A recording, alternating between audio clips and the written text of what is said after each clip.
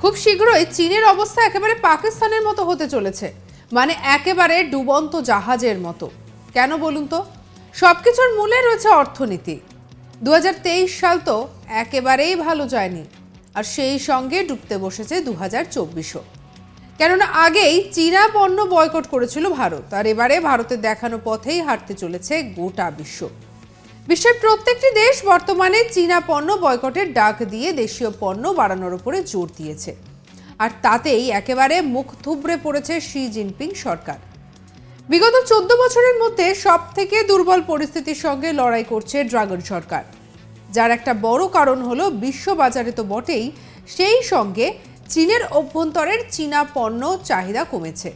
বিপদ বুঝে জিনপিংও মেনে নিয়েছেন 2023 সালে চীনের অনেক নাগরিক এবং সংস্থা আর্থিকভাবে সমস্যায় পড়েছিল। বিশ্বের দ্বিতীয় বৃহত্তম অর্থনীতি ও মুদ্রাস্ফীতির চাপ মোকাবিলা করতে লড়াই করছে। একটা বিষয় জানিয়ে রাখি যে 2023 সালে চীনের বেকারত্বের হার একেবারে রেকর্ড ছুঁয়েছিল। তারপর থেকেই চীন সরকার এই সংক্রান্ত সমস্ত তথ্য প্রকাশ বন্ধ করে রাখে। আসলে চীনের ঘরোয়া অর্থনীতির একটা বড় অংশ নির্ভরশীল এই নির্মাণ ব্যবসার উপর।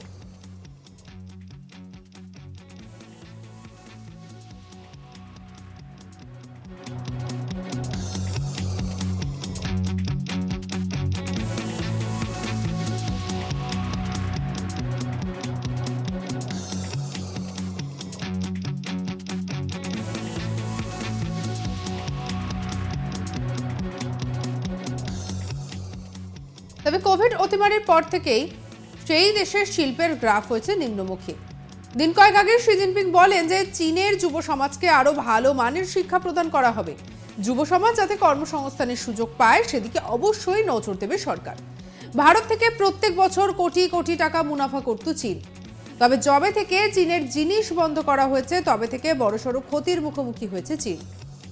গত বছরের হিসাব দেখলে দেখা যাচ্ছে যে চীনের আমদানিও কমেছে অনেকটাই, এবং সেক্ষেত্রে যেটা দেখা যাচ্ছে 5.5% থেকে কমে চীনের আমদানি অনেক নিচে নেমে গিয়েছে।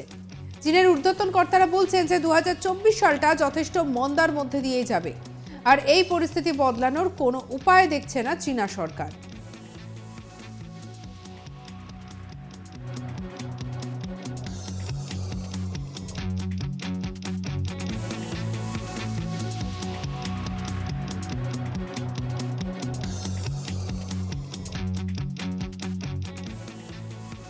অর্থাৎ সব মিলিয়ে বুঝতেই পারছেন যে চীনের অবস্থা বর্তমানে ঠিক কোন জায়গায় দাঁড়িয়ে। তাহলে চীনের অবস্থা কি পাকিস্তানের মতো হতে চলেছে?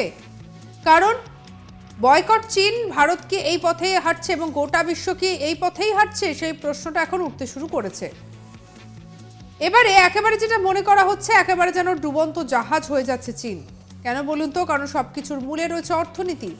2023 সাল তো একেবারেই ভালো যায়নি, এবং সেই সঙ্গে ডুবতে বসেছে 2024ও।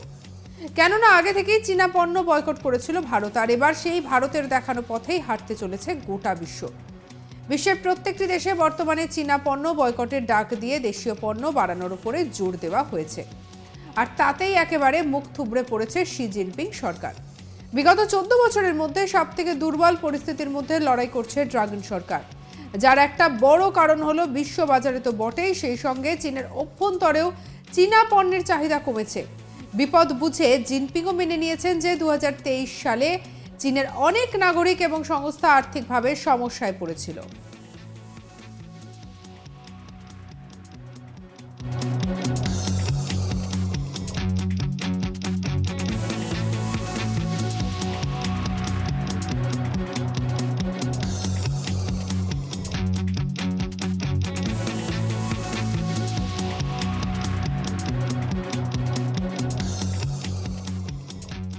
বিশ্বের দ্বিতীয় বৃহত্তম অর্থনীতি ও মুদ্রাস্ফীতির চাপ মোকাবিলা করতে লড়াই করছে। আর একটা বিষয় জানিয়ে রাখি যে 2023 সালে চীনের বেকারত্বের হার রেকর্ড ছুঁয়েছিল। তারপর থেকেই চীনা সরকার এই সংক্রান্ত সমস্ত তথ্য প্রকাশ করা বন্ধ রাখে। আসলে চীনের ঘরোয়া অর্থনীতির একটা বড় অংশ নির্ভরশীল ছিল নির্মাণ ব্যবসার উপর। কোভিড অতিমারির পর থেকেই সেই দেশের যেটা দেখা যায় যে শিল্পের গ্রাফ একেবারে নিম্নমুখী হতে শুরু করে। আর এদিকে দিন কয়েক আগে শি জিনপিং বলেন যে চীনের যুব সমাজকে আরো ভালো মানের শিক্ষা প্রদান করা হবে।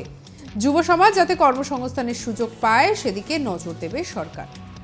আর এদিকে ভারত থেকে প্রত্যেক বছর কোটি কোটি টাকা মুনাফা করত চীন, তবে যবে থেকে চীনের জিনিস বন্ধ করা হয়েছে তবে থেকে বড় সড়ো ক্ষতির মুখোমুখি হয়েছে চীন। তাই গত বছরের হিসাব দেখলে দেখা যায় চীনের আমদানিও কমেছে অনেকটাই। সঙ্গে রাখুন আজ তাক বাংলাকে। অন্যান্য খবরের জন্য লাইক করুন, শেয়ার করুন, সাবস্ক্রাইব করুন আজ তাক বাংলার ইউটিউব চ্যানেলকে। আমরা এখন রয়েছি হোয়াটসঅ্যাপেও, তাই ফলো করে নিতে ভুলবেন না।